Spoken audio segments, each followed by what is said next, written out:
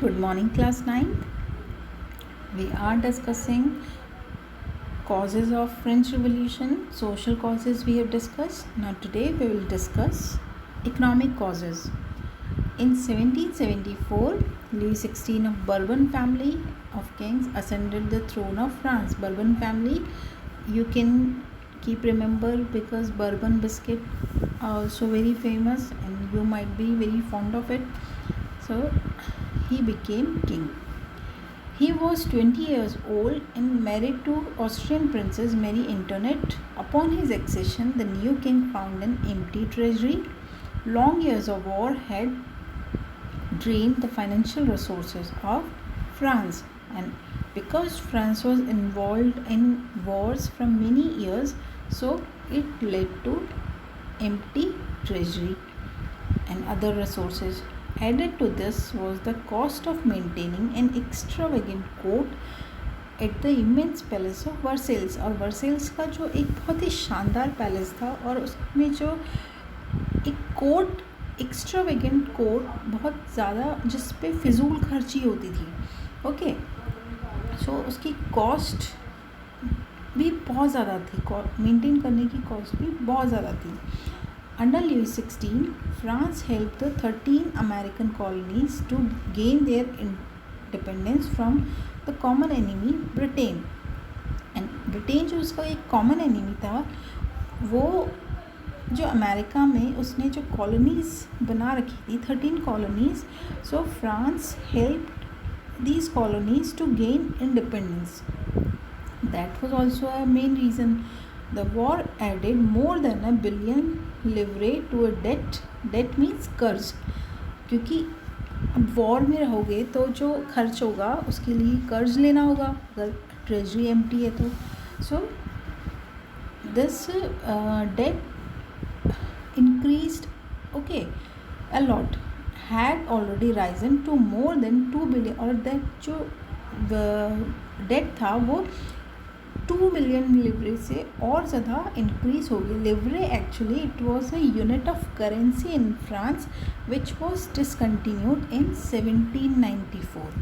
Okay, lenders who gave the state credit, और जो lenders जिन्होंने की स्टेट को क्रेडिट दी थी, उधार दिया था पैसा, now began to charge 10% interest on loans, और अब उन्होंने लोन्स पे 10% और चार्ज करना स्टार्ट कर दिया, जिससे इंटरेस्ट और देना है. जो मनी जो ली है लोन पे वो तो देनी है. Besides this the interest on loan also has to be paid. So the French government was obliged to spend on increasing percentage of its budget on interest payments alone. So France को अपना budget increase करना था क्योंकि interest का भी तो payment करना था. To meet its regular expenses such as cost of maintaining an army, the court, running government officers और universities, the state was forced to increase taxes. और जो रेगुलर एक्सपेंसेस थे या कोर्ट को मेंटेन करना था या आर्मी को मेंटेन करना था या गवर्नमेंट ऑफिसेज रन करनी थी या यूनिवर्सिटीज़ रन करनी थी, इन सब का जो भी इन सब के लिए जो मनी उसको चाहिए थी, उसके लिए उस फ्रांस को टैक्स इंक्रीज करने पड़ गए. Otherwise there was no other way to bear the cost. Yet even this measure would not have sufficed, और ये जो मेजर था ये भी उतना ज़्यादा वो नहीं था कि उतना ज़्यादा इनफ नहीं था कि वो उससे भी उसके जो बढ़ते हुए जो खर्चे थे वो पूरे हो सकते थे. The church too extracted its share of taxes called tithes from peasant, और चर्च भी जो एक इनडायरेक्ट टैक्स लगाता था पीजेंट से, जो पीजेंट्स को चर्च को देना होता था. एक और टैक्स था वो डायरेक्ट टैक्स था टेले, वो स्टेट को देना होता था. Okay, and finally the church too extracted its share of taxes called tithes from peasants, and finally all members of third estate had to pay taxes to the state. and these included a direct tax called tele. Okay, so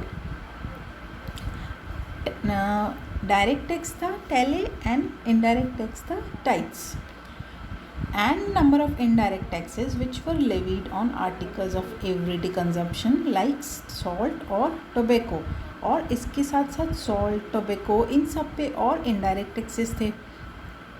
The burden of financing activity of the state through taxes was borne by the third estate alone, which angered the common people. और जो tax का जो burden था that was only on the third estate, उसमें जो maximum population was of poor people, and this led to the revolution.